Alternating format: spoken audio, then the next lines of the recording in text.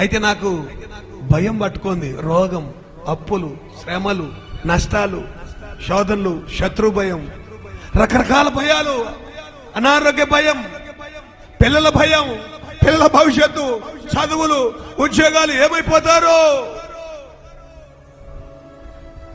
పొలం సరిగా పండడం లేదు, అప్పుల వాళ్ళు వస్తారు, ఎన్ని భయాలు. కొంతమంది ఇన్ని భయాలు వచ్చిన ప్రార్థననే ఉండదు. దేవుని బిడ్డలారా, యాకోబు చూడండి, అయ్యా నువ్వు సెలవిచ్చితివే, అయ్యా నువ్వు సెలవిచ్చినావు కదయ్యా.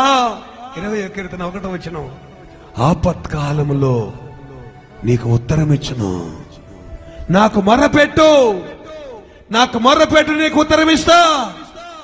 యాకోబు దేవుడు నిన్ను ఉద్ధరించును, నిన్ను ఉద్ధరించును గాక, నిన్ను విడిపించును గాక. యాకోబును విడిపించిన దేవుడు ఈ సంవత్సరంలో నిన్ను సకల విధములైన శ్రమలు, హింసలు, బాధల నుండి విడిపించును గాక, పాపముల నుండి విడిపించును గాక, బలహీనతల నుంచి విడిపించును గాక, రాగము నుంచి విడిపించును గాక.